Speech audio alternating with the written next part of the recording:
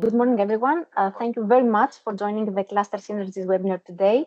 My name is Vina Roboti. I'm part of the CyberSecDome project, working on dissemination and communication activities. The aim of this meeting is to bring together Horizon Europe project, working on cybersecurity to explore potential synergies, share insights, and open a channel for future collaborations. This webinar brings projects together not only to exchange knowledge, but also to support the wider goal of European research programs, which promote collaboration and joint dissemination activities. I'm really pleased to see so many projects represented here today. Each project will provide a brief overview, including its focus and main achievements. And we will have some time after the presentations for questions and discussions. So without further delay, I would like to give the floor to our coordinator from the CyberSecDome project, Armen Douza. Armen? Thank you, Vina, for organizing this, and good morning, everyone. Also from my side, as Vina anticipated, my name is Armen Douza. I'm a senior project manager at Maggioli. We are coordinating CyberSecDome. We had also the opportunity to meet some of you in other events, so probably you have meet me also before. But okay, today I'm just going to give you a brief project, where we stand right now, and some information about main achievement and the next steps. So the structure is actually the same as agreed with Vina, in order also to keep the time within the time frame, since we are many projects today. So just a quick overview. The full title of CyberSecDome is an advanced virtual reality-based intrusion detection, incident investigation, and response approach for enhancing the resilience, security, and privacy of complex and heterogeneous digital infrastructures.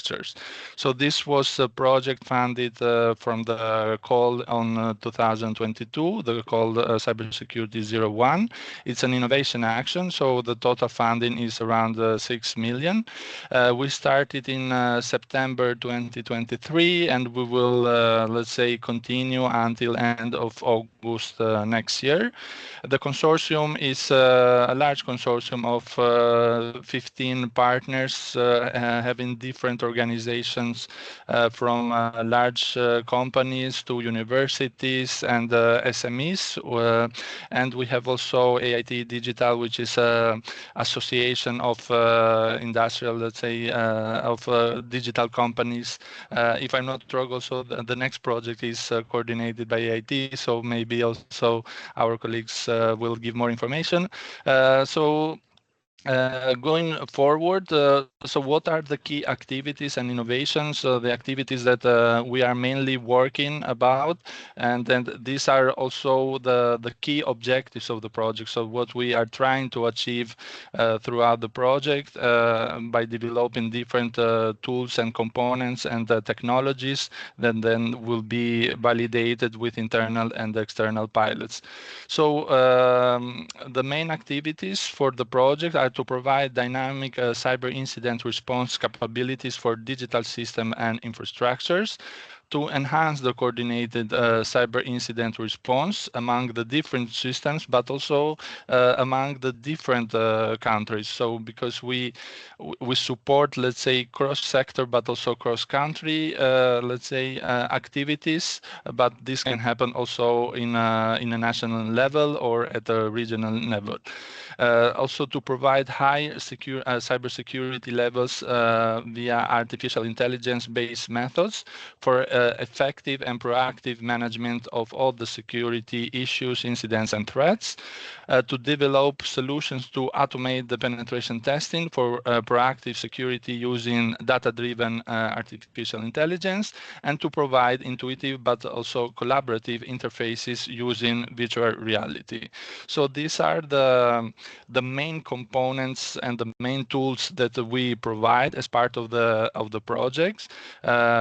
Maybe some of these might be also familiar in other projects, because probably some other projects are providing similar tools, but maybe in different contexts or in different domains.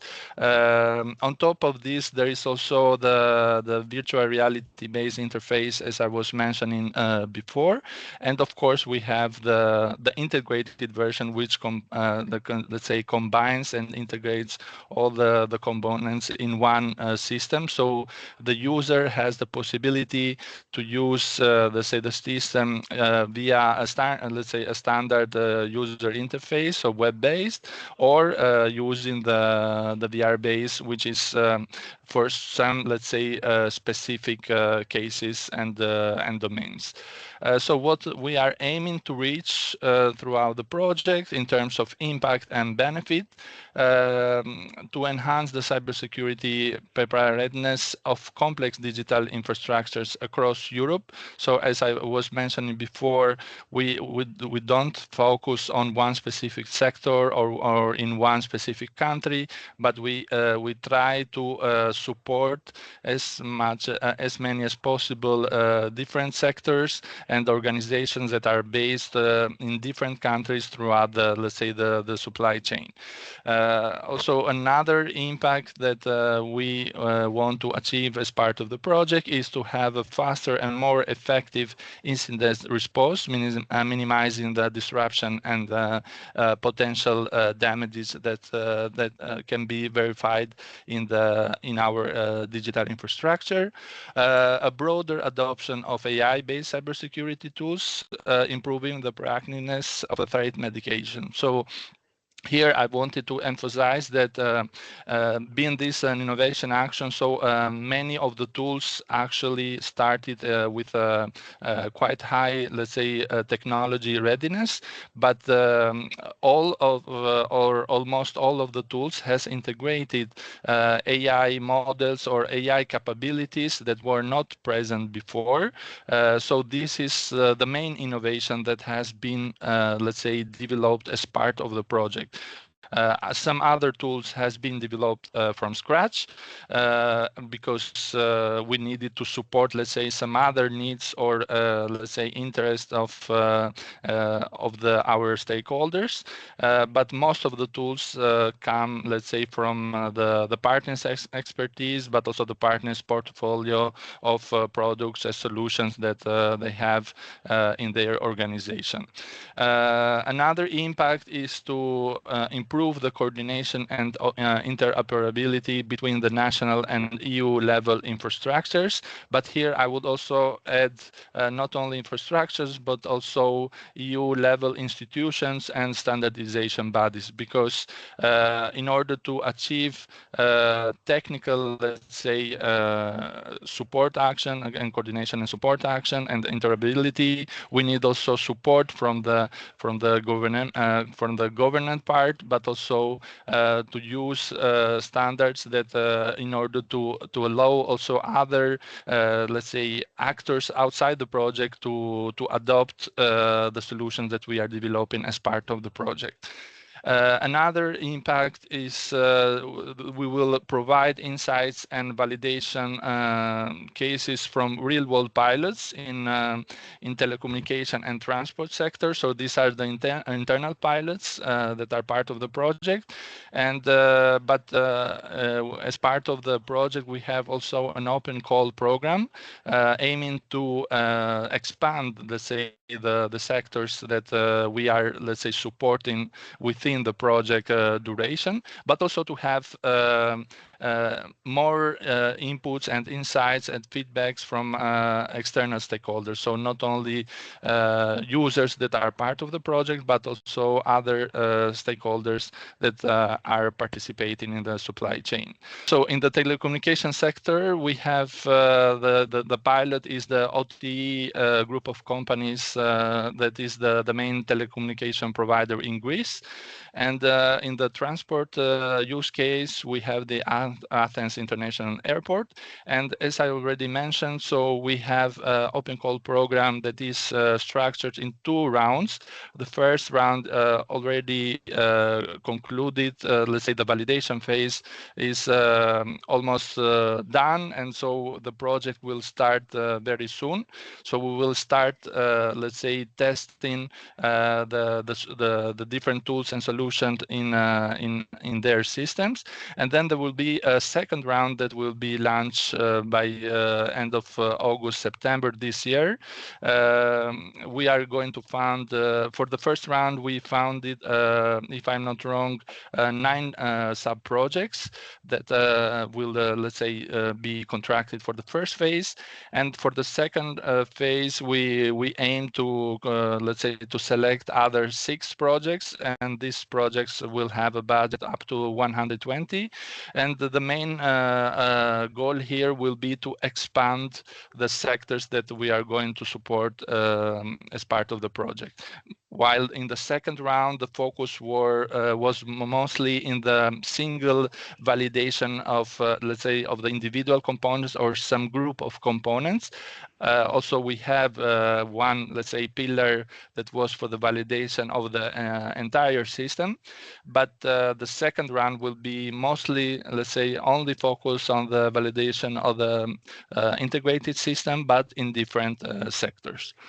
So yeah, that's all for today. Of course, if you have any question, or in any case later today, we'll have the opportunity also to discuss more, and we can exchange ideas on how we can progress the collaboration activities. Thank you for your attention. Thank you, Armen, for your presentation. Next, we will hear from Alessandra Zini, representing CoCyber. Yes, hi, good morning, everyone. Thank you for inviting me. I'm really glad being here.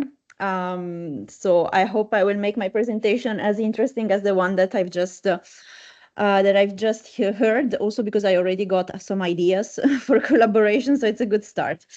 But yeah, let me start with the presentation of the project. So I'm here as a coordinator of the CoCyber project. I'm representing the organization EIT Digital.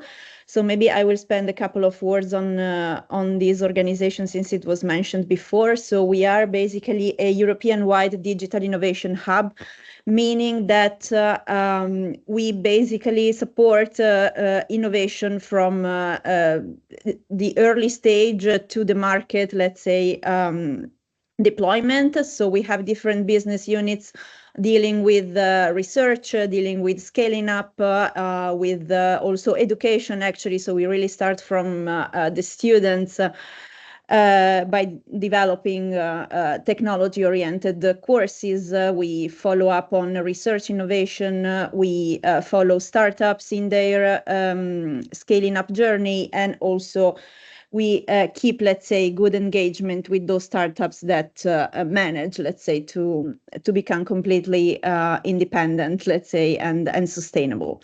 So this is what we do at European level. Our headquarters is in Hungary, but we have offices all around Europe.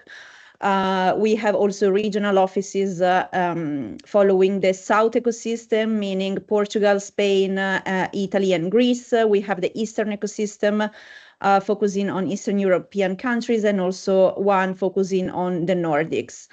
Whereas the offices in Brussels, where I'm based, we actually have a more horizontal outreach. So we are, let's say, an umbrella to all the offices working at more local level. But having said that, let me start with the CoCyber presentation. So the tagline would be joining forces for digital safety in Europe. Joining forces between whom? So we are trying to bridge the gap between defense and civilian cybersecurity innovation.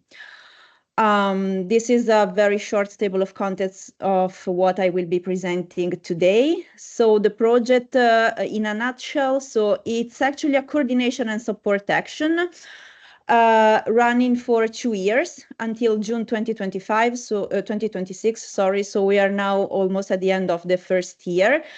Being a coordination and support action, I will not presenting innovation, but I'm here to anyway include your innovation and help your innovation to get the most effective and efficient outreach possible. The project is being implemented by 9 European partners. So most of us are based in Belgium, but we have this ICT association representing the whole ICT sectors in Lithuania, in Slovenia, in Hungary, and Spain. So as I said, maybe it's funded by the European Cybersecurity Competence Center. So as you might know, some of the Horizon Europe and Digital Europe calls are actually managed by this authority, and CoCyber is one of those.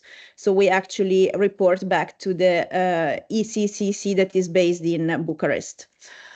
As I said before, we are trying, our mission is to create a ecosystem that leverages the strengths of both civilian and defense sectors when it comes to cybersecurity.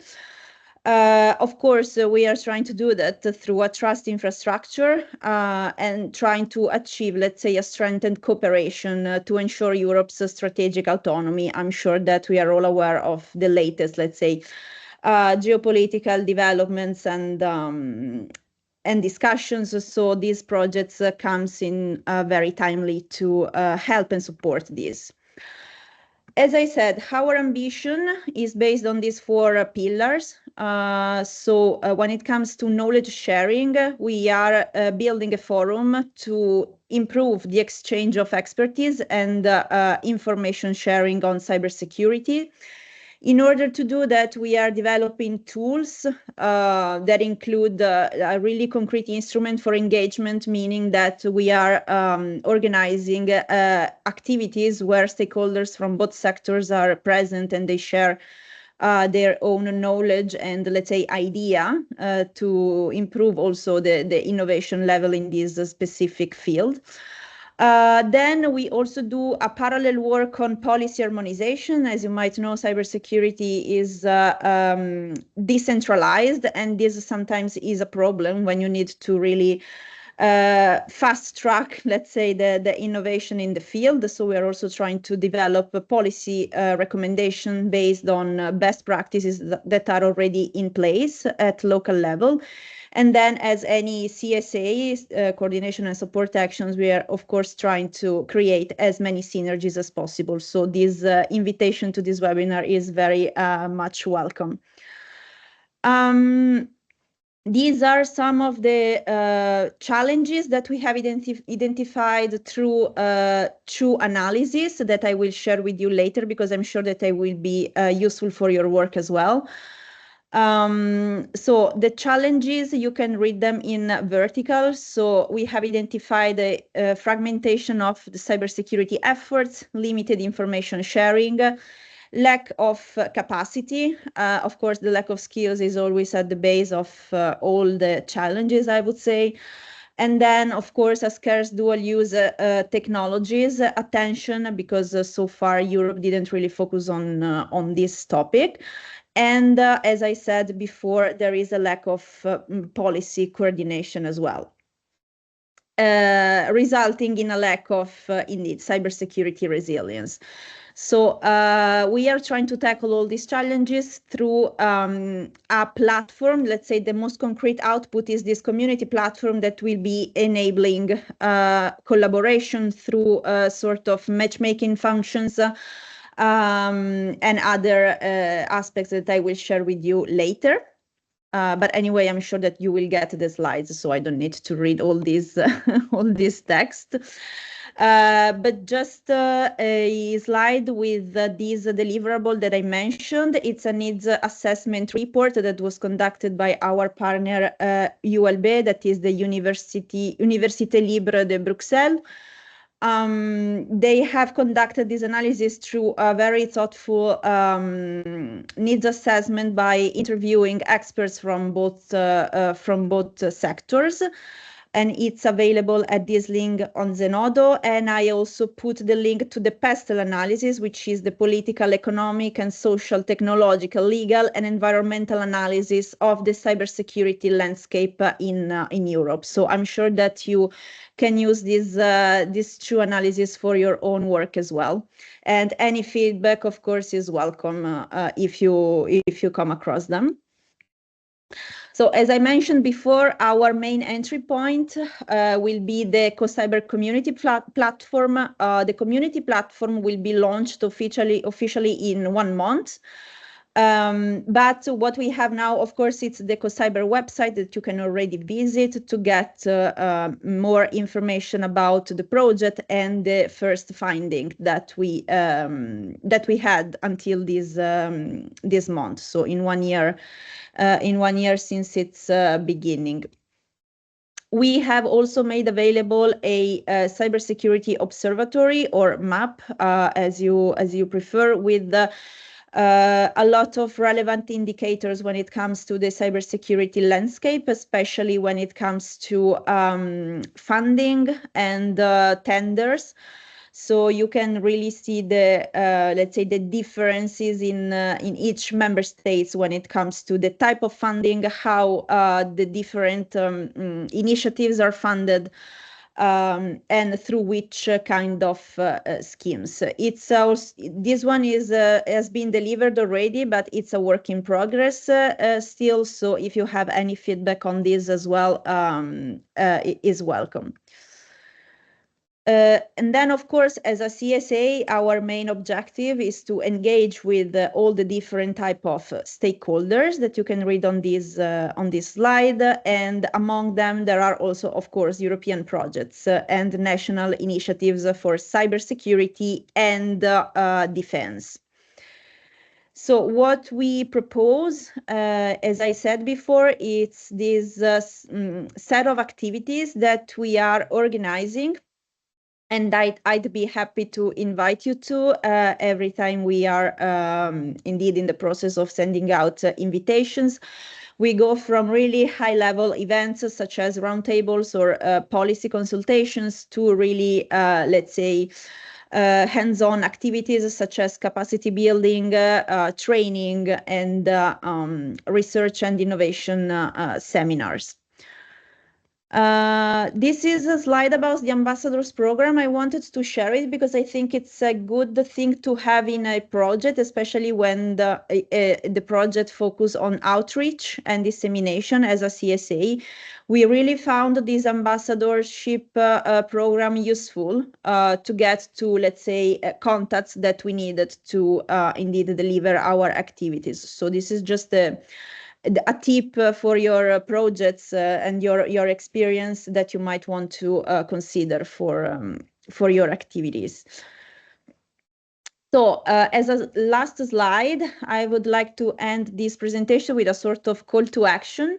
So of course, I would like to invite you to pre-register to the community platform at this link. So you will be also included in our mailing list and you will be receiving invitations to the activities. These are just some of the added values of joining the community. So of course you will have the opportunity to share your own project activities and events with the overall community. Access the matchmaking feature that will be available later this year for enhanced collaboration, and then of course getting more information on funding, trainings available, policy updates, and knowledge resources. And of course on your side you can share your own, so this is the idea of the collaboration platform. And as I said, you will be included in the mailing list to receive invitation to our initiatives, and you could also submit your own best practices and case studies on cybersecurity, civilian, and defense cooperation, if you have any. And in this regard, I would like to invite you to our online consultation on best practices validation.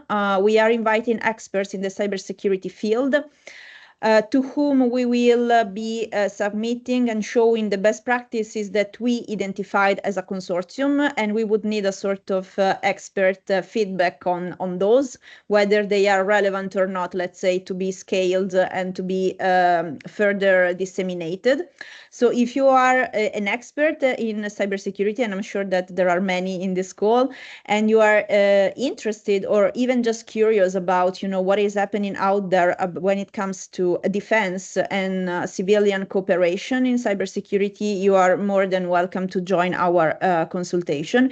It's upon invitation only, so there won't be, let's say, public communication about it. But if you're interested, you are welcome to reply to my email address that is available here.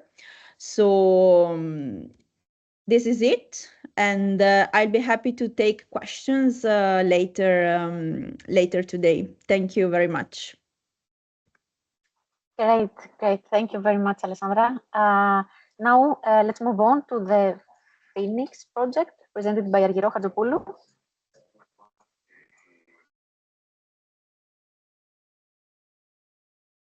Hello, good morning, everybody. Can you hear me? Is it okay? Yes. So good morning. Thank you very, very much for the invitation. It is really nice to be among this network of peers, and I'm listening with great interest to all the presentations of the project.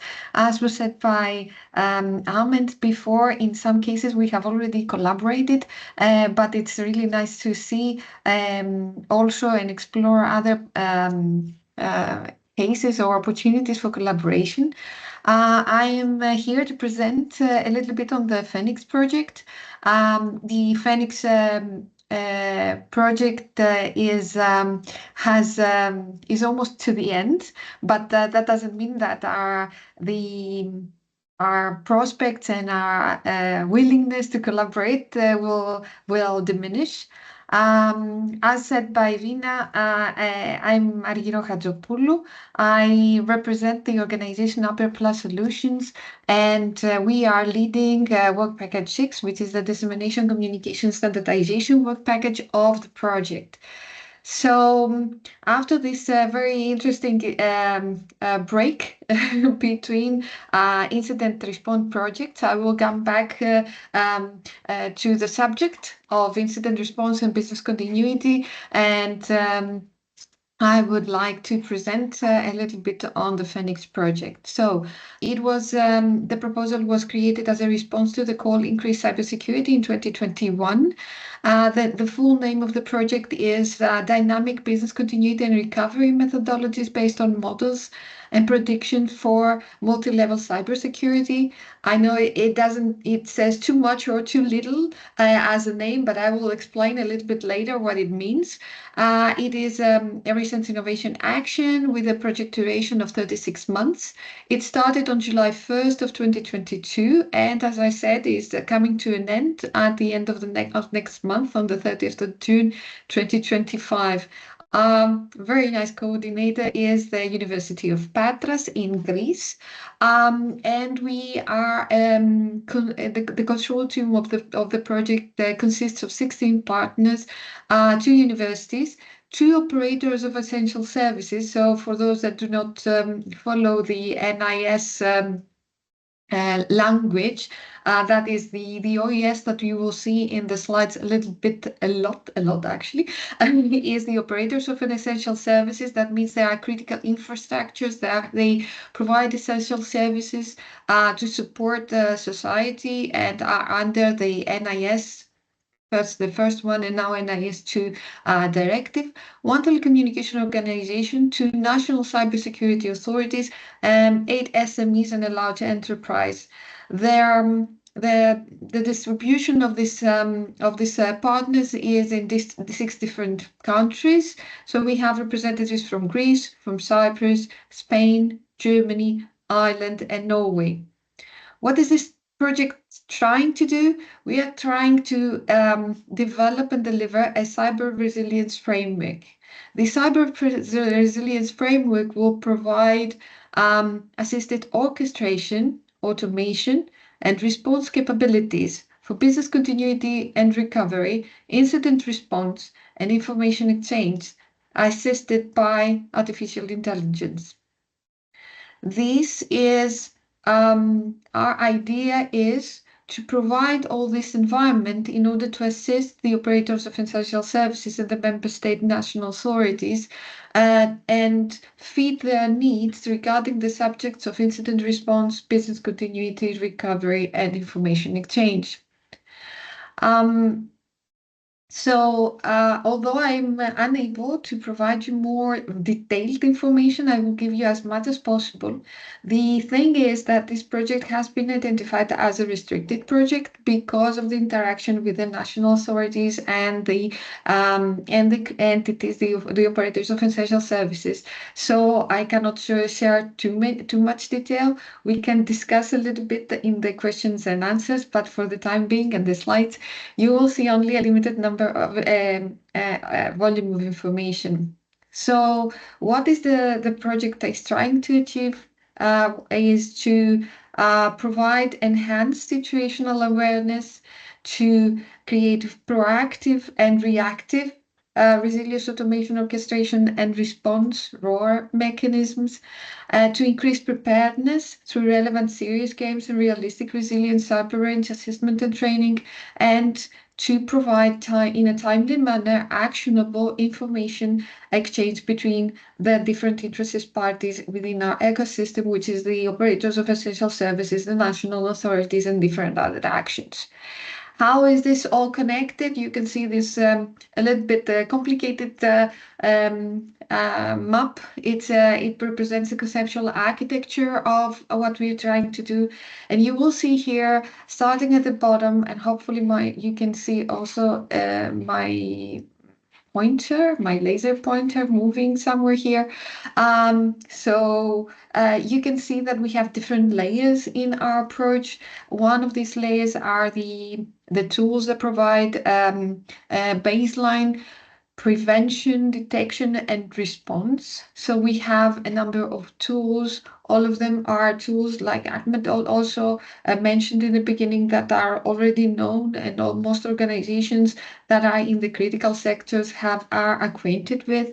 And what these tools actually provide, they provide this information, which is then consolidated and used by our framework in order to make decisions, to make actions, to derive actions, to automate things, to share information. So in a very brief overview, I would like to tell you that the information moves from the detection tools to the different components in order to do user and entity behavior analysis, to support threat intelligence information and threat hunting, to support attack prediction, and of course response, and prioritization, risk assessment and prioritization of identified threats in order to make some decisions. That goes to the next layer, that with the help of playbooks, with the help of different tools, it allows us to create, to provide, to start actions, to create alerts that are dispatched to the different people involved in the different organizations, to create automated, to fill in an automated manner the incident reports to be given to the authorities, and in general to be a more automated, proactive, and effective tool for organizations. So up till now, one of the main things that we had was that we can have all these tools, but we were missing a little bit the connection and the support to the operator in order to be able to make these decisions in a more automated, quick, and efficient way.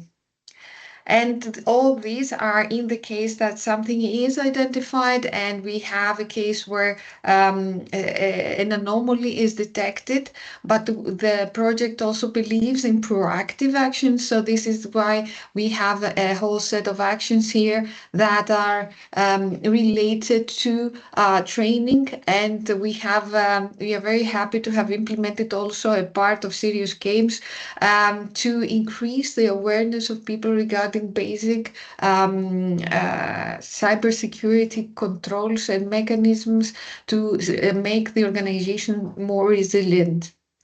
The work of the project is validated through different essential service use cases. One is the energy use case, which is based in Greece, directly involving an operator of essential services, the public power corporation in Greece, as well as a supporting telecom provider and the National Cybersecurity Authority of Greece, overseeing the operators of essential services.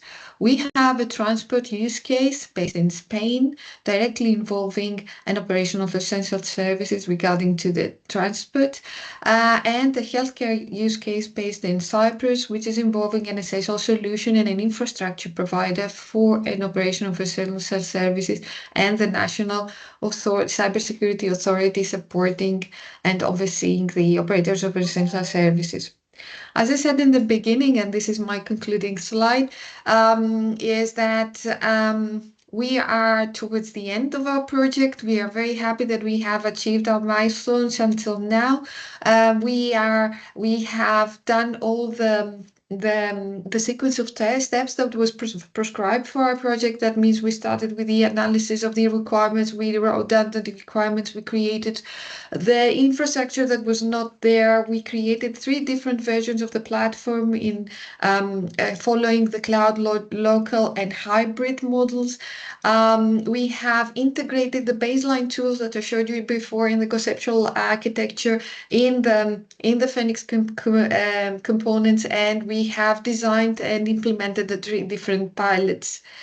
What we have achieved, apart from the completeness of the proposed solution and the framework, is that we have a strong contribution to standards and policy recommendations.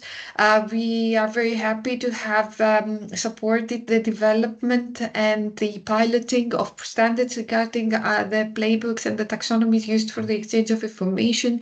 Also standards regarding crisis management and incident response, and creating and standardized template for the exchange of alert information.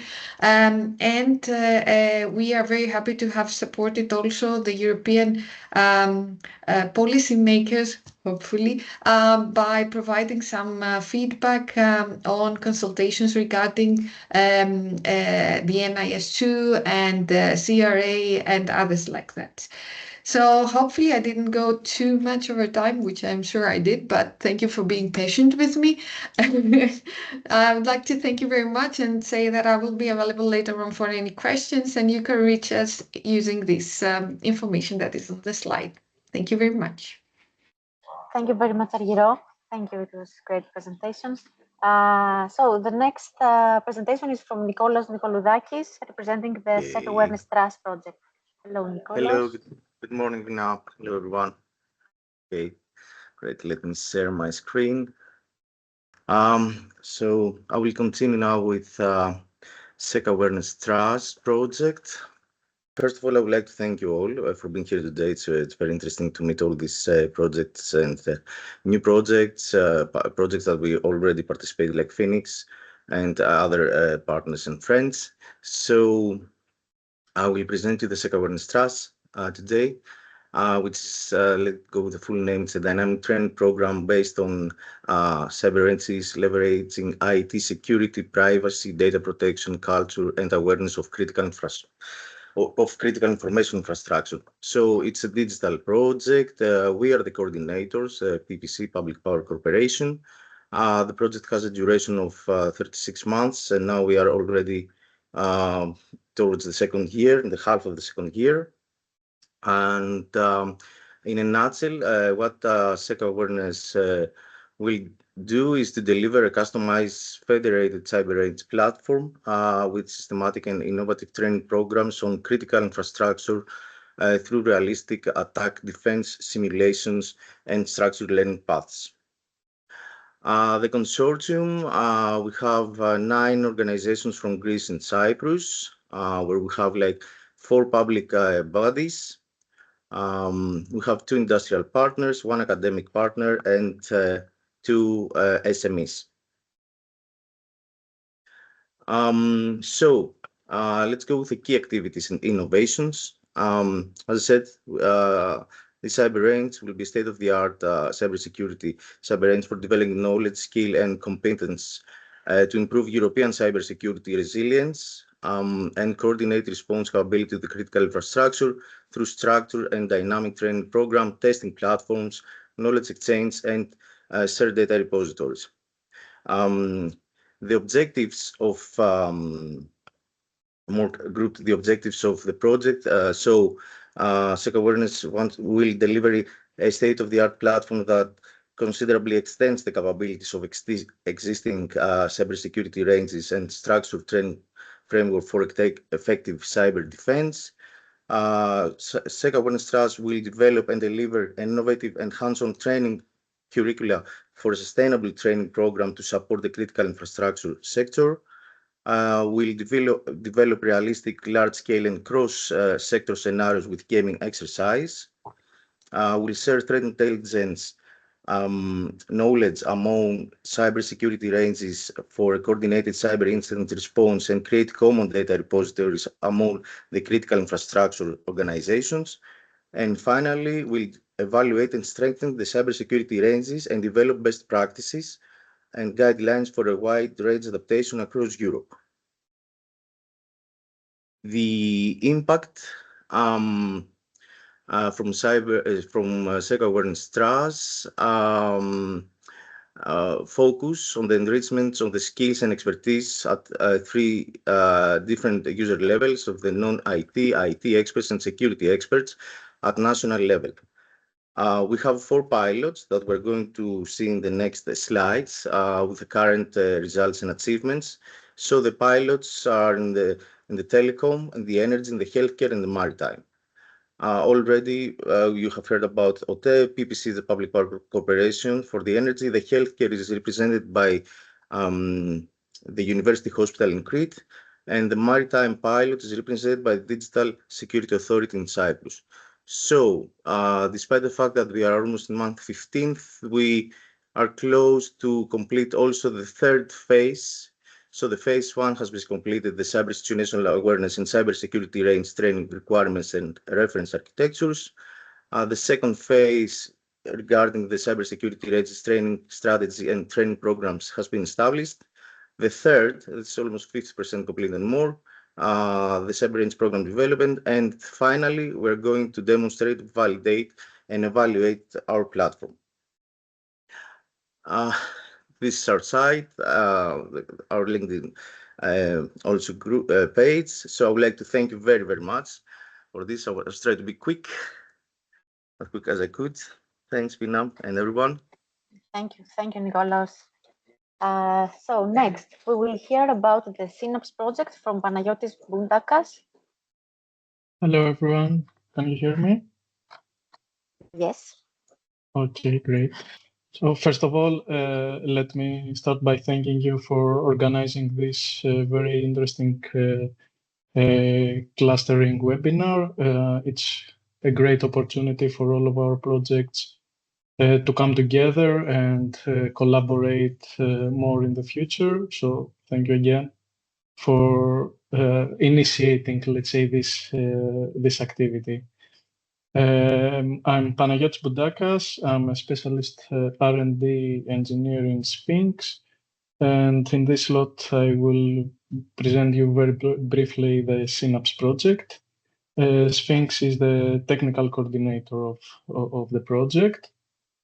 So the presentation outline is more or less the same with all the previous projects, so I will skip this. and go straight to the subject. Synapse is the acronym of the Integrated Cybersecurity Risk and Resilience Management Platform with holistic situational awareness, incident response and preparedness capabilities. The proposal has been submitted to the call in cluster 3 in 2022 on cybersecurity on CS 0.01.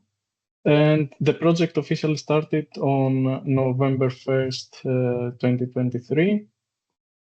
So we are currently on month 19 of the project, so more or less on the middle. And its duration is 36 months, and it contains 14 partners from 8 different countries, and the total funding was a little less than 6 million euro. So the main objective of the Synapse project is to design, develop, and deliver an integrated cybersecurity risk and resilience management platform with holistic situational awareness, incident response, and preparedness capabilities. In order to accomplish this, it focuses on 3 main pillars. First of all, the situational awareness, where we're focusing on the development and implementation of artificial intelligence methods like machine learning in order to analyze, comprehend, and predict threats and attacks. The second pillar is the incident response, where security automation and orchestration mechanisms are putting in place for mainly to tackle preparedness, detection, mitigation, and business continuity actions. And the third pillar is preparedness, which focuses on cyber ranges that include both theoretical and hands-on exercises that are enriched also with what-if analysis scenarios. On this figure, you can see the conceptual architecture of Synapse. At the bottom, we have the multi-layer security and privacy monitoring layer, where its main focus is to collect all the information from the organizations that the Synapse platform is going to be deployed.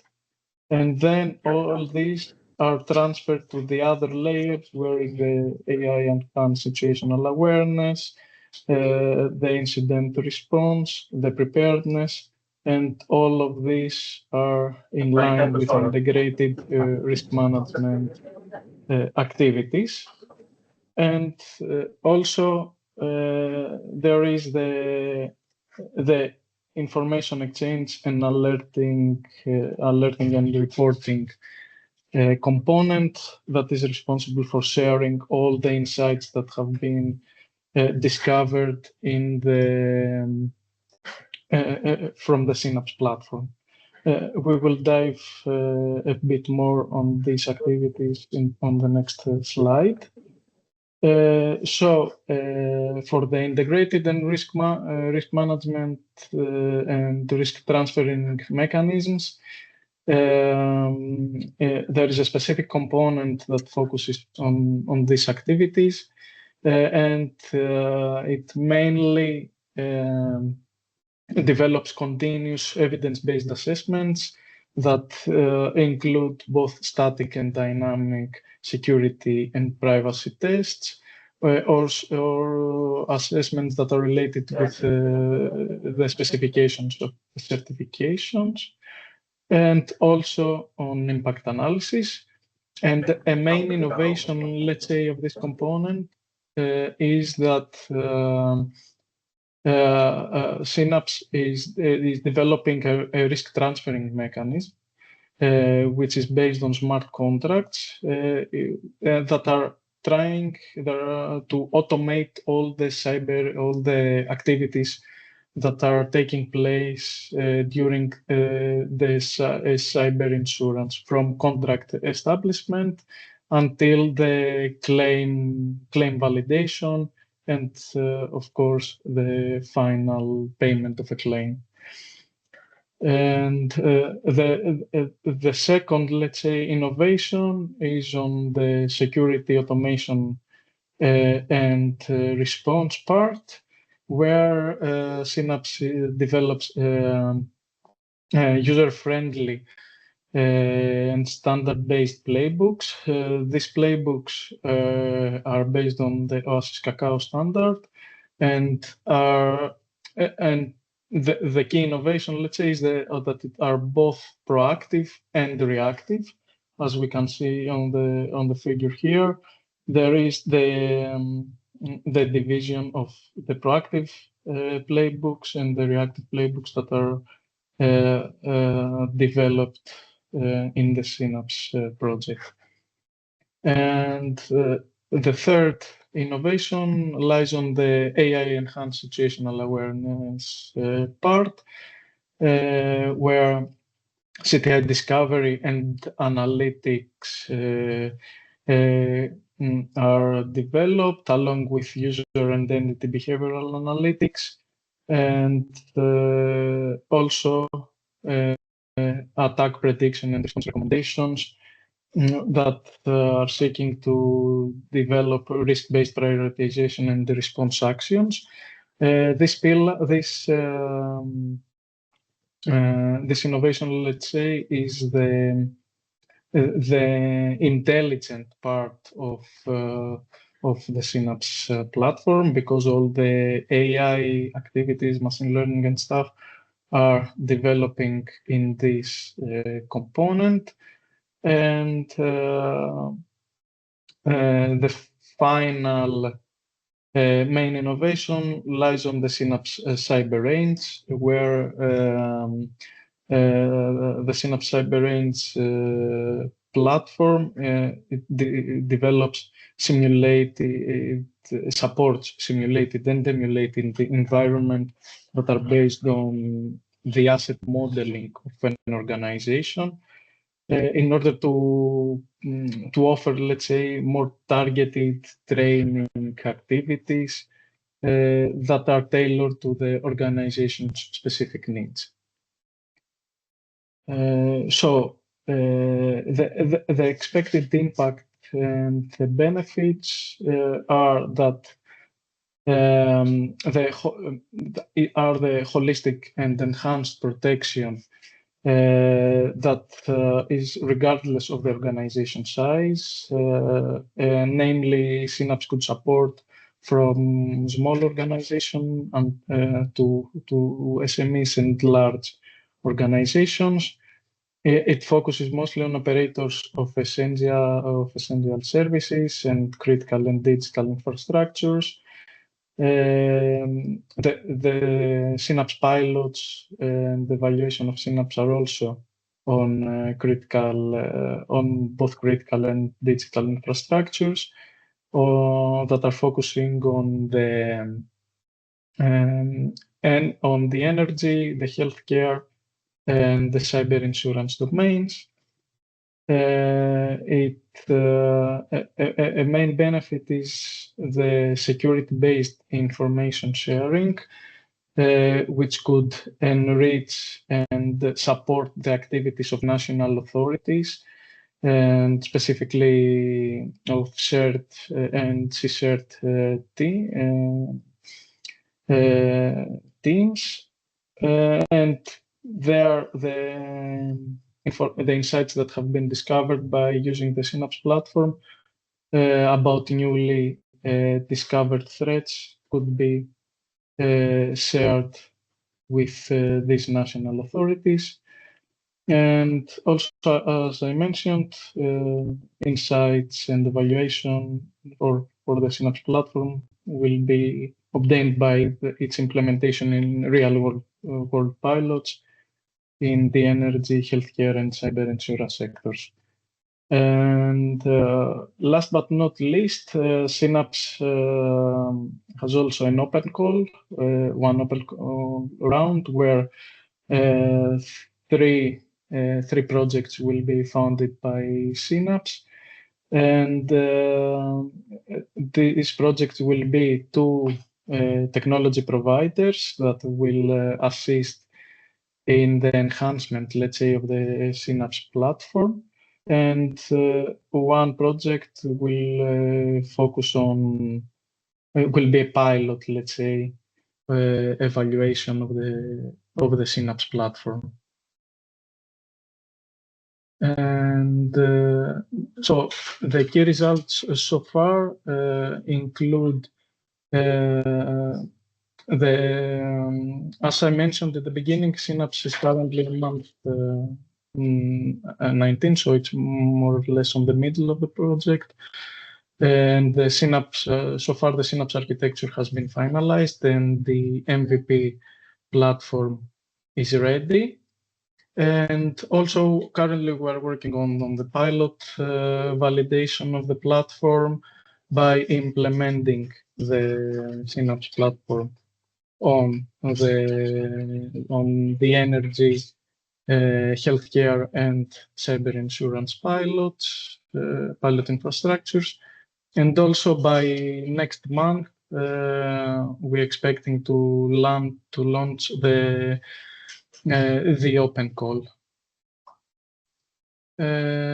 So to close this presentation, the main takeovers of Synapse of the Synapse project is that it combines various cybersecurity solutions into a unified platform that includes security, privacy, and certification assurance, security orchestration, automation, and the response based on by introducing new types of cacao-based playbooks. The preparedness, exploiting cyber ranges tailored to the organization's specific needs. Smart contracts for risk transferring as a risk transferring mechanism to cover the activities of cyber insurance. And AI-assisted situational awareness that combines user-intended behavioral analytics, cyber threat intelligence, and risk assessments for attack prediction and response prioritization. And finally, standard-based information exchange between other Synapse instances and national authorities. So thank you very much for your attention. I hope that I didn't take a lot of your time, and I will be here to answer your questions at the Q&A session. Thank you very much. Great.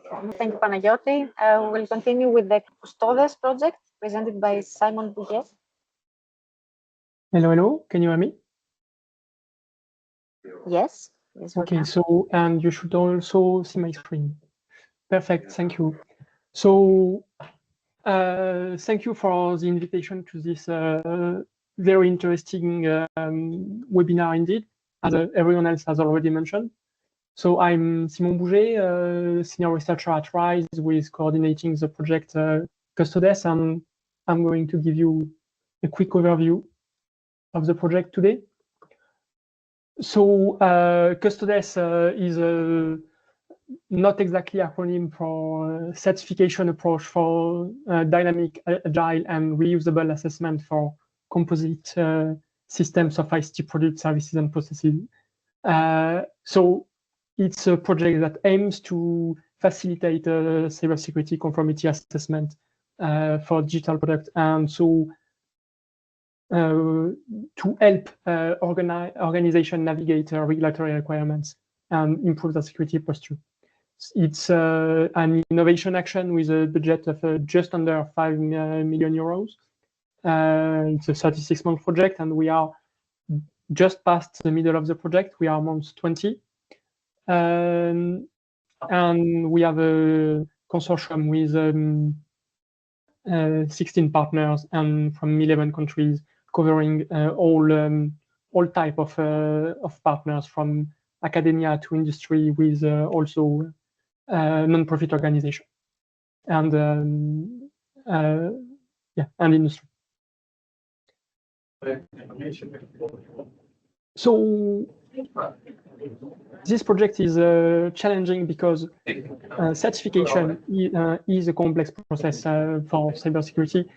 It's complex and time intensive, especially if you want to certify a product for multiple assurance levels at the same time. And because software in particular, but also hardware evolves quickly, when a product is updated, there is a need for continuous compliance. But also there is a lot of intellectual property in this product that can be confidential and sensitive and constitute trade secrets. So doing this conformity assessment process is complicated. And it's also a very heterogeneous market with requirements varying domain by domain and a lack of harmonized standardization and unified framework at the European level. And because of that, there is also a lack of information sharing between all the different actors in this market. So all of this combines and make it a very challenging process with high cost for organization and high barrier to entry. So that's what we are trying to solve with this project.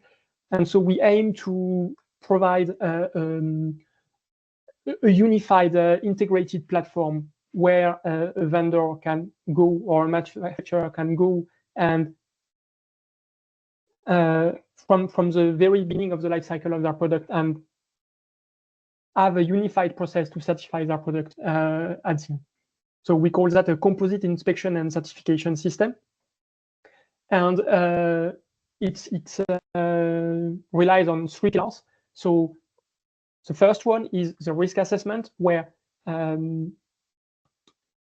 product is analyzed based on which vulnerability it has and which threat it has to face. And at the end, we create a protection profile that the product has to conform to. And then there is the second phase, which is the conformity assessment of whether this profile has actually been implemented.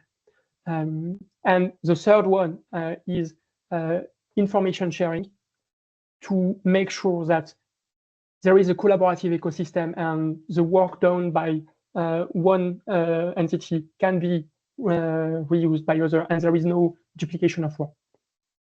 And so there are a few key focus in our approach. So we need to be efficient because we want to make the process easier, quicker, cheaper. So efficiency is a key focus. We also want to focus on composite target of evaluation. So because nowadays ICT products, they are never monolithic, they are always composed of several different building blocks. So that's something we have to be able to handle. And as I said, we really want to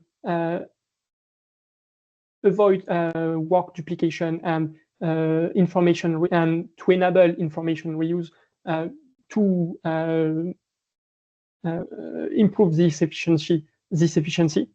And so we pay particular attention to collecting information from outside the project, but also sharing out information after an assessment is performed. But this information sharing must not leak sensitive IP and confidential information. So we want to provide an environment where we can perform confidential tests. And finally, all this process must be able to work seamlessly when a product is updated, and we want to have to only update the certification for the parts that have been updated and not redo the entire certification for the product from scratch. So that's what we want to achieve. And here you can see a high-level figure of the architecture we proposed. And so I don't know if you see my mouse. Yeah, yeah, you see. So this first pillar of risk assessment is handled by a dedicated component.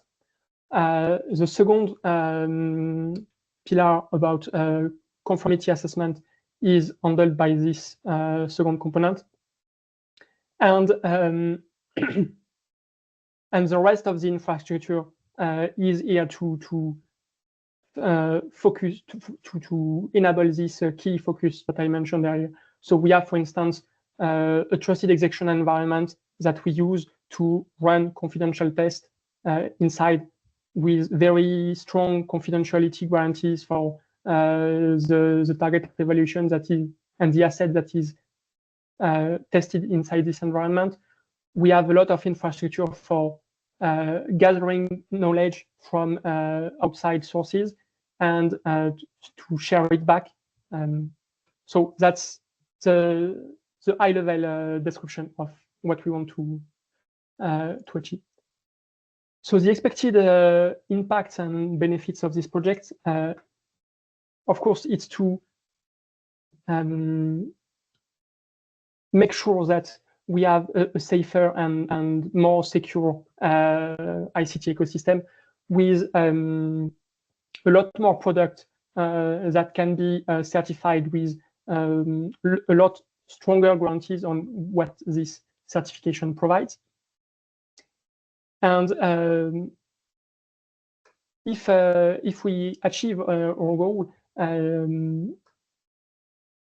all parties involved will have a much easier time to perform their conformity assessment, and especially the vendor and two owners. And so, sorry, I lost track.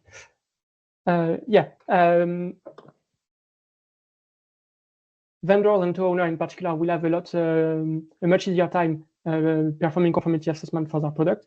And so in the end, we hope that we'll have a market with much more, much improved cybersecurity at the European level. The results and achievements so far. So the project has been classified as sensitive.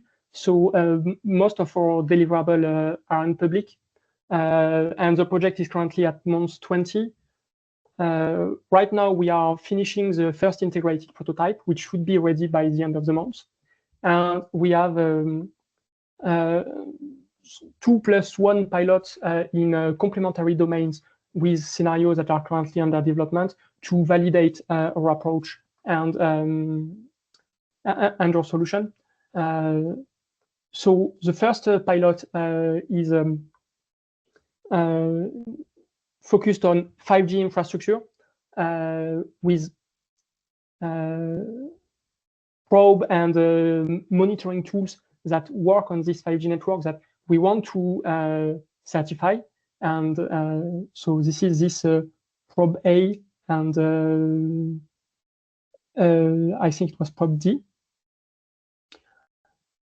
And so this is a network in Greece that where the products are running, and we are going to run some of this infrastructure through our certification process and show that it is feasible. And so why did we choose this pilot? Because 5G is a critical infrastructure.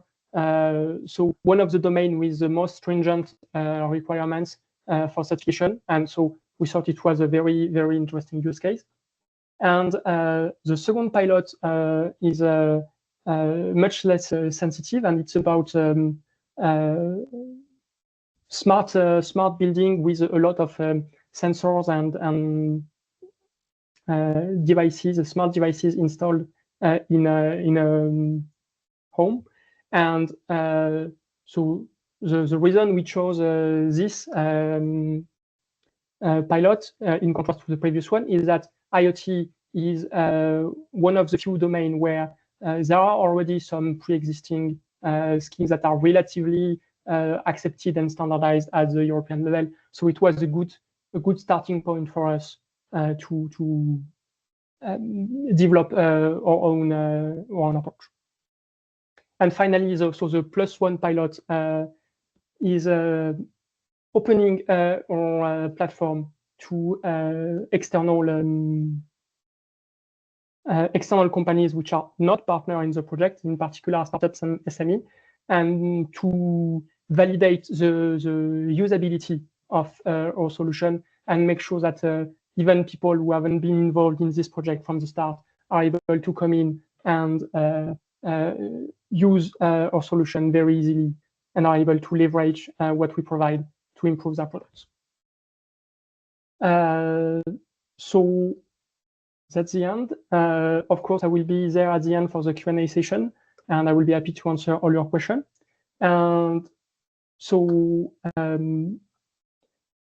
we also want to highlight that we have a quick assessment tool that you can access online to check if you are compliant with the Cyber Resilience Act, or if you need to come to us and use our solution. Thank you. Great, thank you very much. Thank you for your presentation. Now we can move to the console project with a presentation by Cyprian Pavloprisha. Hi everyone, I am Cipriano Priscia. Thank you for having me here. I am from Bitdefender, and today I'm going to discuss the console project. We have the usual outline, so I will start with the project overview. So first of all, what is actually console? Console is cybersecurity for resilient software development. It's a Digital Europe program. It started in November 2023, and it's a 3-year project, which means that as some of the projects that were presented before, we are around half of the project time.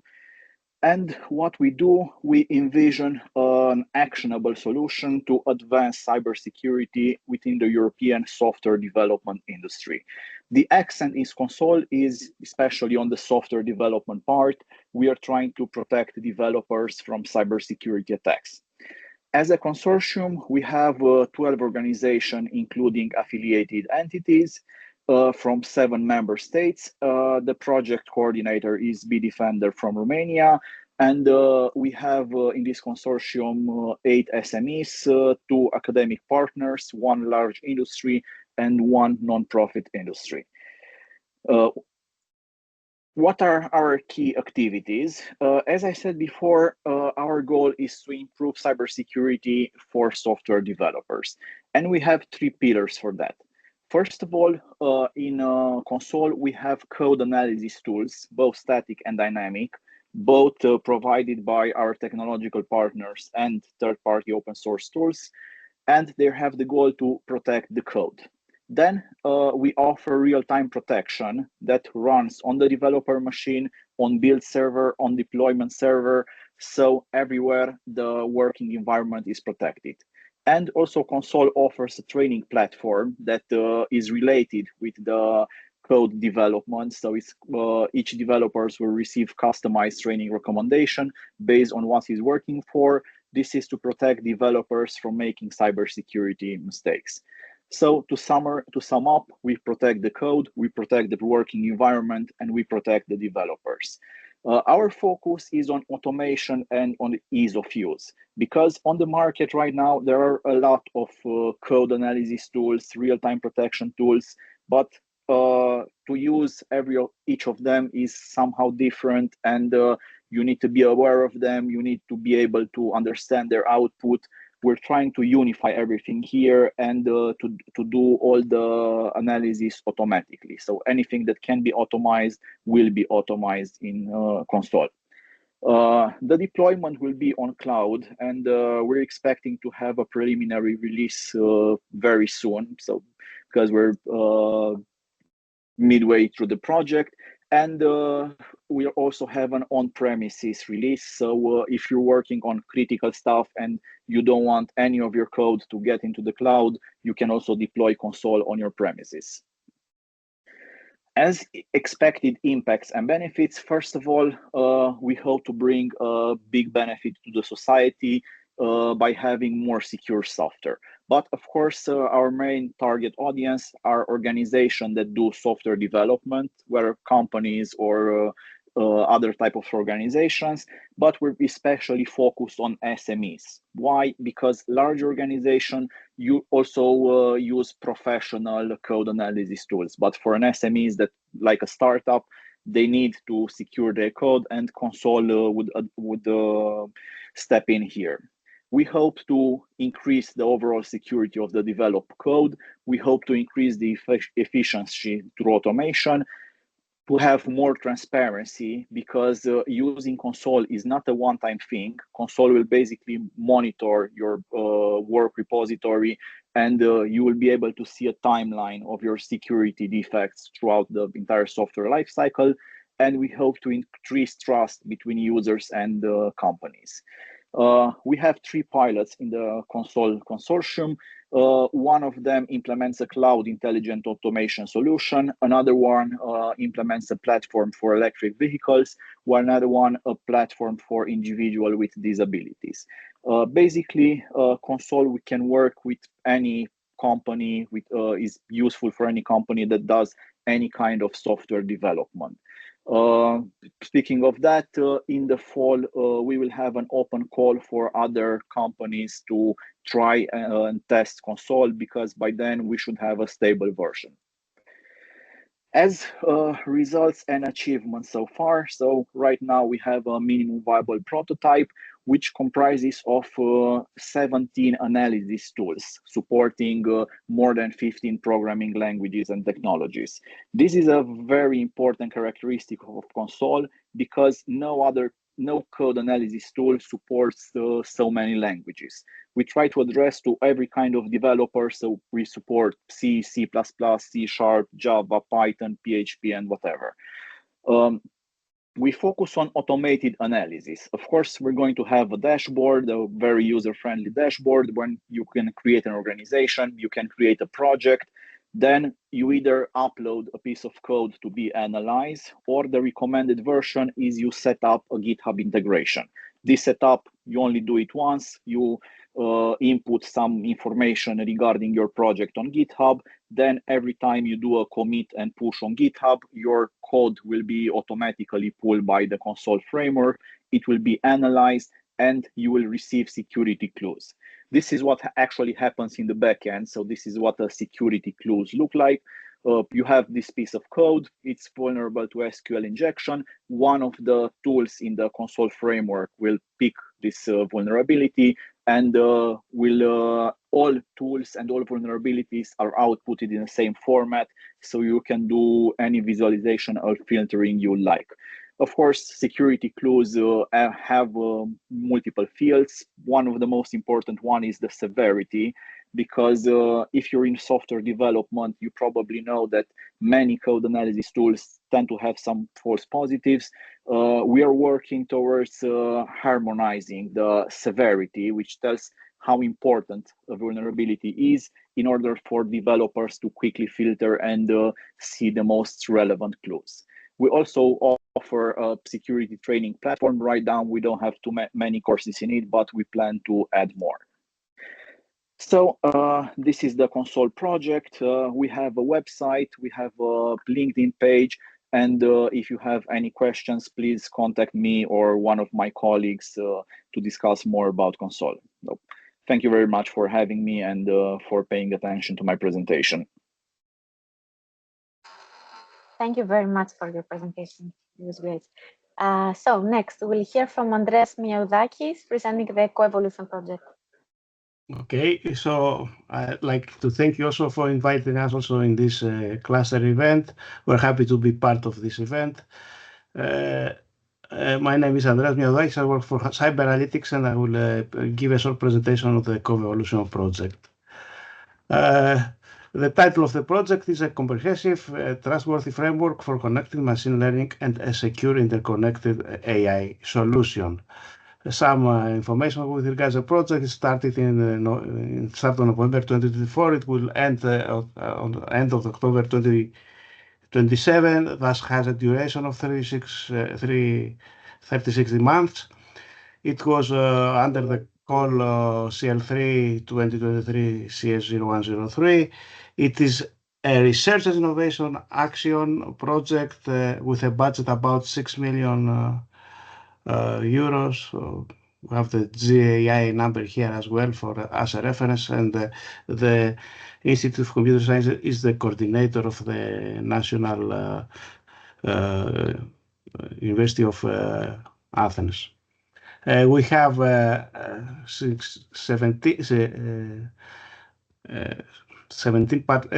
15 partners for 9 countries, including Greece, Italy, France, Germany, Spain, Ireland, Austria, Cyprus, and Switzerland. We have industrial partners, we have SMEs, but also we have research and academic participants as well in the consortium.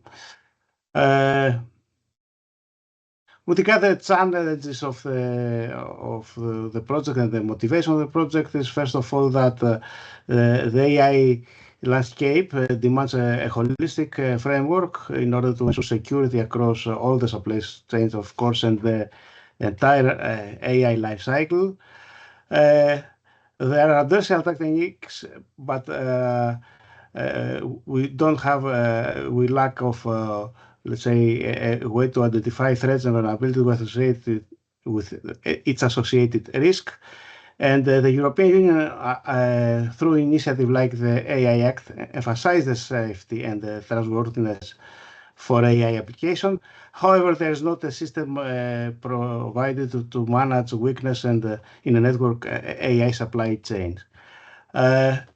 The key activities and innovation of the project, the aim of the project is to create an end-to-end security and trust robust assessment solution, STR assessment solution, we call it, and by generating a context-aware AI model that will be characterized by the AI model bill of material.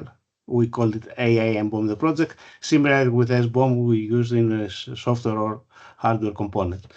The goal, the ultimate goal of the project is to have a universal hub that they will be able to provide a coherent STR risk assessment and a security assurance flow, and of course to align with ML DevOps, and of course the regulation with regards to AI of the European Union. Therefore, coevolution introduced a new security trust and robust paradigm based on the bill of materials, as I said before, approach, and hoping to offer a unified approach to describe AI model in supply chains and thus ensure the compliance with STR requirements and, of course, with EU directive on trust, fairness, data governance, and, of course, the GDPR guidelines. So what we are doing in the project, we try to develop a security and risk assessment process for AI models across all the supply chain life cycle. We try to create a security and trust and a robust defense framework in order to support AI model and also to offer security by designing the AI model life cycle. Proposing a new paradigm for AI model security, which will be compliant with EU AI Acts and guidelines, including, as I said before, the AI BOM, the bill of material for AI models, and have a universal description structure. Infuse context-aware mechanism AI models in order to adapt their security posture, let's say, against the environment they used, to build a secure and trusted AI supply chains ecosystem through the Coevolution Hub in order to offer these secure AI models and dataset trained and produced. We have 2 pilots. We'll talk about them later. So we need to integrate, validate, and assess the performance of the offered solution into pilots, and last but not least, to check the sustainability of this project by developing a sustainable business plan after the end of the project to be used after the end of the project. The impacts and benefits for the project is, first of all, to raise awareness by promoting the coevolution products and benefits through various channels, such conference, workshop, publication, and so on. To collaborate with stakeholders, engage with stakeholders through AI developers, researchers, industry partners, policymakers, and so on, in order to ensure that what we are doing the project align with their needs and their expectation. This addressing strategic partnerships with relevant organizations, institutions, research institutions, or industry players in order to facilitate the adoption and integration of the project results into existing AI ecosystem. Ensure standardization and compliance, which is very important in order to be aligned with the broader AI community goals and objectives. And provide education and training to help AI researchers, developers, and industry professionals to understand and adopt what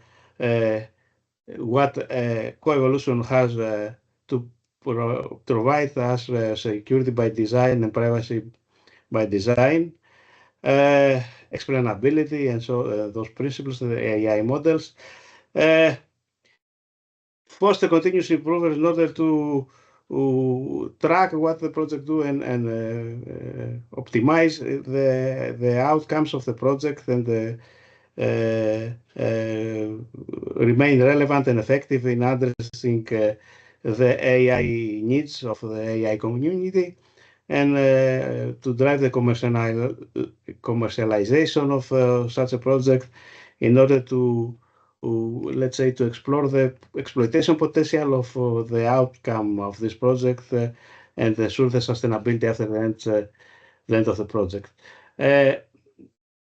As I said before, we have two pilots. The first pilot is on the domain of manufacturing. So the goal here is to ensure the security and reliability of AI components in the edge computing application used in industrial automation, and this will be done by developing security mechanisms to verify the integrity of third-party AI components in the manufacturing applications, to implement trust building measure in order to ensure that AI model function as expected within the complex manufacturing workflow, to focus on securing AI models deployed on the edge devices, and protect the edge infrastructure for adversarial attacks. The second pilot is in the domain of autonomous vehicles. Therefore, the goal is here to enhance the resilience of the and security of connected automated vehicles in AI-driven system, ensuring safe autonomous navigation. And this will be done by testing the cyber resilience in a valet parking scenario.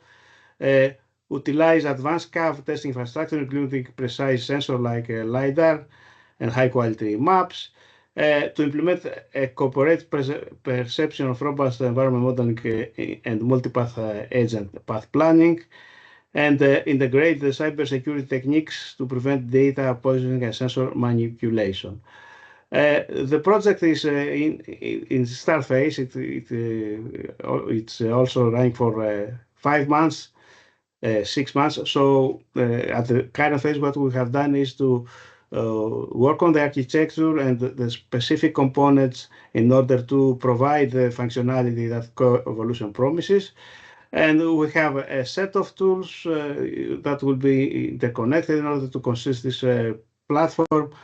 Namely, the risk assessment guided recommendation engine would be responsible to provide the risk management in order to secure the overall AI supply chains and the entire life cycle of AI development and deployment. We have the security test assessment module that will perform an adversarial attack and security testing on the design, training, and the deployment phase of an AI model. The STR defense framework, which is responsible to provide life cycle-wide methods, tools, and mechanisms in order to enhance AI model resilience, mitigate risks, and enable dynamic content and self-awareness. the simulation engine that will be used to assess the gains introduced by the context-aware solution and perform policy optimization on the AI models. The STR assurance engine that ensure the alignment with AI trustworthy and fairness guidelines, and also create the AM bombs, whereas also it will provide the security integrity to the created AM bombs that will be stored later on the knowledge base. The AI context-aware engine that will be responsible to generate context vectors in order to learn the optimal policy about protocol adaptation and other operational parameters for the AI models to be adaptive to the where they have been applied. The AI security runtime monitoring engine that is responsible to identify, mitigate adversarial attack on the AI model during runtime, and also implement continuous validation, authentication, real-time updating of the AI bombs. And last is the knowledge base that would be the repository of the AI bombs created, also the associated AI models and a dataset used to train those AI models. As I said before, the project is in the beginning, so the achievement so far is, of course, the establishment of the project visual identity as a part of the dissemination work package of the project, but also to have the discussion of the architecture and have the initial identification of requirements and the first draft architecture of the project of the solution. And we have delivered 3 deliverables, more related to the dissemination of the project coordination. And finally, we have presence, of course, we have a website for the project, but we have also presence on various social media. The links are here, so please follow us. And of course, I will be happy to join later the Q&A section for questions. Thank you. Thank you very much, Andrea. Finally, we will hear from Chrysa Alexia presenting the Krakowi project. Hello, everyone. So today I'm going to be presenting the Krakowi project. I am Chrysa from ITML, and I'm working as a project manager for the Krakowi project, in which ITML is the coordinator. So Krakowi is about is a project designed to help both public and private organizations across Europe to prepare for and comply with the recent and upcoming EU cybersecurity regulations. Mostly CRA, Cyber Resilience Act, for which I'm going to have a brief introduction, NIS2 directive, and anything related to cybersecurity certification schemes. So Krakowi is a 36-month duration Digital Europe project. You can see here all the details. And right now we are coming to the end of the first year of the project. The main objective of the Krakowi is to simplify the compliance with the Cyber Resilience Act by providing automated tools for cybersecurity certification, documentation, and assessments. So our consortium is 13 organizations from 4 countries: Greece, Germany, Slovenia, and Cyprus. And we also have industrial partners, end users, technological partners, and SMEs with complementary capabilities. And let's go to an introduction about the EU Cyber Resilience Act. As most of you might know, CRA is a landmark regulation introduced by the European Commission to ensure that digital products and all connected devices across Europe are designed, developed, and maintained with some specific cybersecurity measures. So this regulation sets the scene for stronger digital security across the EU. This happens by addressing product vulnerabilities, promoting secure software practices, and ensuring rapid response to cyber threats. And of course, CRA applies also to both to IoT products and devices like smart home systems, medical devices, etc. And of course, software products, apps, operating systems, and all that kind of stuff. So let's talk about the main key activities and innovations in Cracovie. So the first one is awareness raising and stakeholder engagement. So we're organizing campaigns, events, and tailored content to help stakeholders understand what do this regulation mean in practice and why they matter. Also, we're building an extensive capacity building program.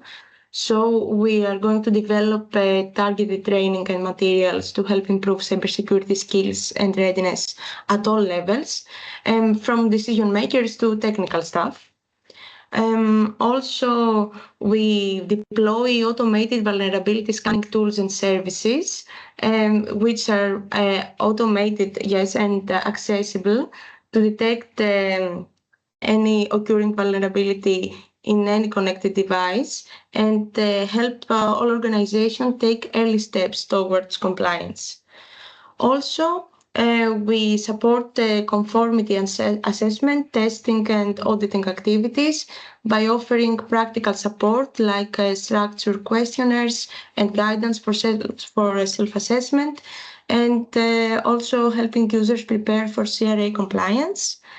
And we also integrate security and compliance across all product life cycle. So we promote security by design approaches and support compliance activities across all stages, like development, deployment, updates, and even product end of life. And also, we are very focused on certifications so that we provide the means for actors to showcase their compliance to regulatory authorities, and of course enable actors to communicate their security levels, both B2B and B2C markets. And last but not least, as I said before, we provide a holistic product lifecycle management, and I think that's all for this slide. And let's go to the next one, which is about our expected impacts and benefits. First of all, it is strengthening NIS2 compliance, and by proposing cooperation models with member state authorities and industry actions, for example, KETIAC, OneKey, DIH Slovenia, which are some of our partners in the project, and by building a synergistic network for knowledge exchange and harmonizing all these efforts across the stakeholders. Also, we aspire to continue CEF cybersecurity activities by leveraging the results to support EU cybersecurity and CRA objectives, and of course engaging all CEF project coordinators to foster collaborative innovation through the Cracovie stakeholder registry, which we update continuously, and we are constantly seeking new people to be engaged. Also, onboarding to CEF cybersecurity core service platforms by facilitating public and private organizations' use of core services for the NIS2 implementation, and conducting research for rapid integration of CSP projects and building a scalable synergistic ecosystem. Also, we are empowering SMEs and startups to capitalize on opportunities from the Cyber Resilience and Cybersecurity Acts. And most importantly, this is achieved by developing an interactive platform for onboarding SMEs, providing tools, knowledge, and networks. And our main result which is the CRA compliance wizard, is about introducing a user-friendly tool to help SMEs, also both SMEs, critical infrastructure providers, and others to develop their cybersecurity compliance plans. And we achieve this through 6 use cases covering manufacturers, importers, authorities that will use the wizard and ensure that the CRA compliance is achieved at all cases. So thank you very much. This was Cracovia at a glance. If you require it or if you wish for more information, you can visit our website or our social media. And of course, you can also contact the respective persons. Eleftheria Marini, who is the main project manager and the coordinator of this project, myself, and Sandra Bortek, which is the dissemination leader and is very active in all the above social media. And thank you very much for your time. I'm going to share the next slide, Rina. Great. Thank you very much, Chrisa. Thank you all for the excellent presentations. We now have some time for questions, discussions, and ideas. So are there any questions or comments? Maybe, Vina, I can break the ice by thanking also from my side all the presenters. I think we have very interested projects. I noticed that there are many commonalities, let's say, between the different projects, like, for example, the integration of AI or the certification aspect. So probably one idea could be as a follow-up for our, let's say, cluster activities. Either we organize like future dedicated events only, let's say, for example, on certification or on AI capabilities and how they, let's say, have been developed and integrated within the projects. And so each of the projects can bring their experience so with the technical teams, of course, that are involved. I don't know, maybe this can be some starting points. Then, of course, from there we can start and see how we can keep this cluster more active and see possible ways of synergies for the future. Also, not to forget that some of the projects maybe just started, so they are in early stages, and other projects are either like in the second half or like in more advanced. So we can also take this into consideration when, let's say, trying to harmonize to some extent also the further activities. So probably when we want to showcase some like actual implementation and also probably feedbacks from the pilots, this can be from projects that are in more advanced phase. And then when we have, let's say, more progress also from the other projects, this can be also onboarded in a later stage. So this will be my comment from my side. I don't know if you agree or if you have any consideration. Thank you, Armand. Yes, of course, it would be great to explore the possibilities for collaboration. Alessandra? Yes. Yeah, thank you. Yeah, I was thinking, also from the perspective of CoCyber project, since it's a coordination and support action, and we are indeed somehow providing also a platform for enhancing collaboration. So it could be nice to somehow include this cluster within the project and the platform to make sure that the innovations actually reach a wider audience.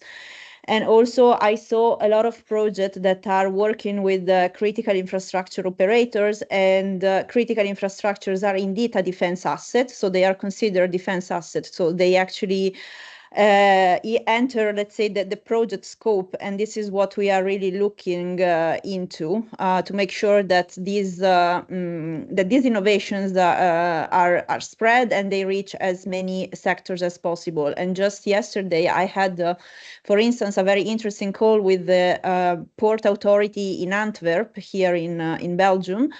And they were mentioning indeed that the maritime sector is really cybersecurity in a way agnostic. So they really don't know much. And they are really, really concretely looking for solutions that can be not really reinvented, but they can be adapted to the maritime sector. So if it's something that can be of interest, for these consortia that presented this innovation for certain sectors, we were thinking, for instance, to organize an event where we invite some maritime authorities, Navy, to somehow matchmaking and to find solutions that can be adaptable to the maritime industries as well.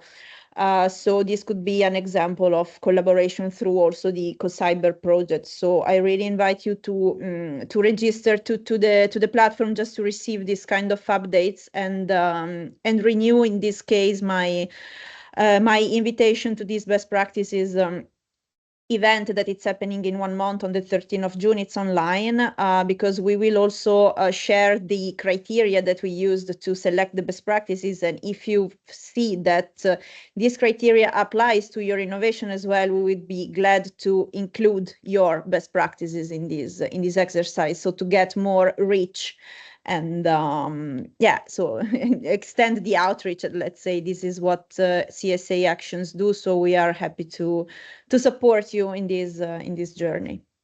So thank you again for the invitation. It was really, really nice. Thank you, Alessandra. Actually, I think it's a very good idea that we can use your platform as a way also to put more concrete ideas, because maybe like through emails and these things, like either we forget or some things get lost. So having them in a common, let's say, point of entry, that would be great. Also, not only for us, but when we want to reach like potential stakeholders. I also wanted to say that maybe, I don't know in which level the discussion with the Port Authority it's right now, but they, for example, could be a good applicant for the second round of CyberSecDome.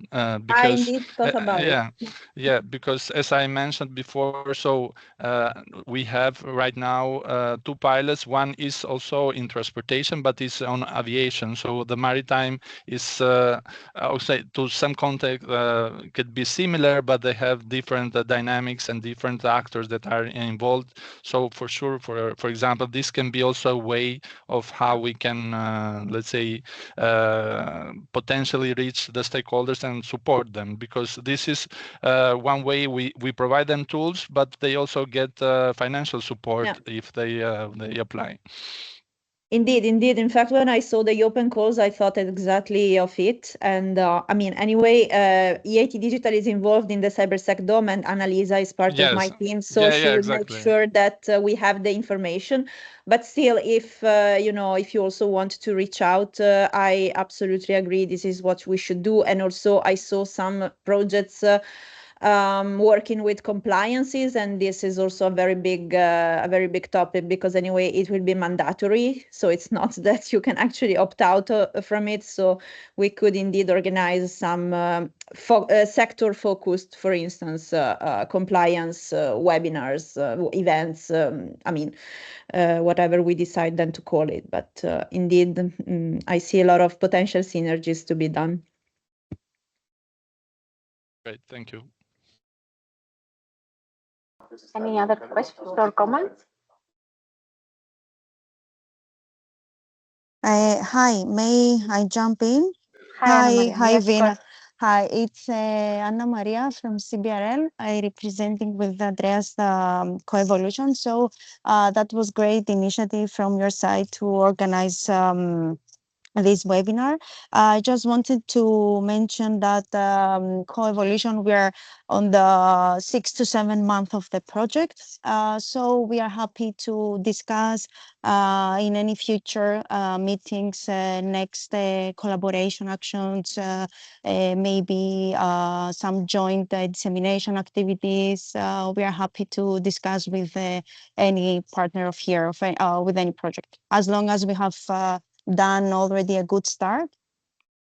And thank you for the today's meeting. Thank you very much for joining. So feel free to reach out if anything comes up after the session. If we don't have any other comments, we can wrap up for today. Thank you once again for this productive session. I hope to see you again soon. And that's all for today. Stay secure to protect cybersecurity. Thank you very much. Thank you. Thank you. Have a nice Thank you day. very much. Thank you. Thank you all. Bye. Thank you. Bye-bye. Bye-bye. Thank you. Bye-bye. Thank you. Bye. Thank you. Goodbye.